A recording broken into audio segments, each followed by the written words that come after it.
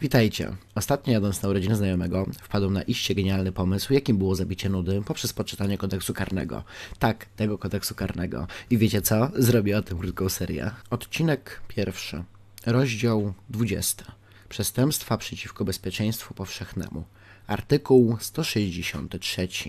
Punkt pierwszy. Kto sprowadza zdarzenie, które zagraża życiu lub zdrowiu wielu osób, albo mieniu w wielkich rozmiarach mające postać, podpunkt pierwszy, pożaru, podpunkt drugi, zawaleniu się budowli, zalewu albo obsunięciu się ziemi, skał lub śniegu, podpunkt trzeci, eksplozji materiałów wybuchowych lub łatwopalnych albo innego gwałtownego wyzwolenia energii, rozprzestrzeniania się substancji trujących, duszących lub parzących, podpunkt czwarty, gwałtownego wyzwolenia energii jądrowej lub wyzwolenia promieniowania jonizującego, podlega karze pozbawienia wolności od roku do lat 10. Jeżeli to nie jest abstrakcja, to ja nie wiem, co to jest. Słuchajcie, zdarzyło się wam kiedyś pomyśleć o tym, by zrobić bombę atomową?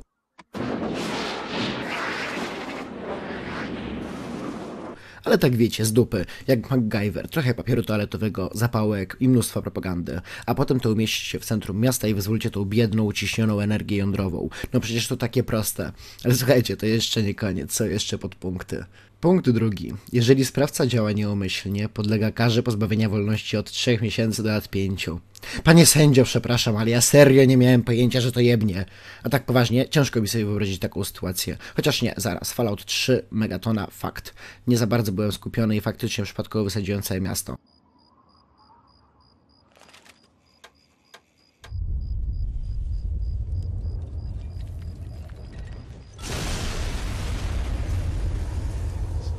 Ale żeby od razu 5 lat, przecież to tylko gra. Punkt trzeci.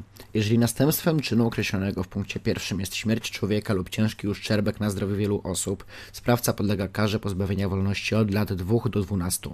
Oczywiście punktu trzeciego nie muszę tłumaczyć i śmierć wielu osób w następstwie takich rzeczy jak pożar, zawalenie budowli, zalewu, obsunięcie ziemi, skał lub śniegu, eksplozji materiałów wybuchowych, rozprzestrzenienie substancji trujących, duszących lub parzących, a tym bardziej gwałtowne wyzwolenie energii jądrowej lub promieniowania jonizującego jest rzeczą raczej normalną, dlatego nasz wymiar sprawiedliwości przewiduje maksymalnie lat 12 od siatki. Oczywiście, jeżeli sprawca przeżyje. Chyba nie muszę wspominać o tym, że za zabójstwo w afekcie dostaniemy te 12 lat. A tu proszę, bez afektu, ale za to jak efektownie. Absurd na absurdzie. Jeżeli nie możecie doczekać się kolejnych odcinków, śmiało, w internecie znajdziecie cały aktualny kodeks karny. Jeżeli zaś możecie wytrzymać, to zostawcie łapkę oraz suba i czekajcie na kolejne filietoniki.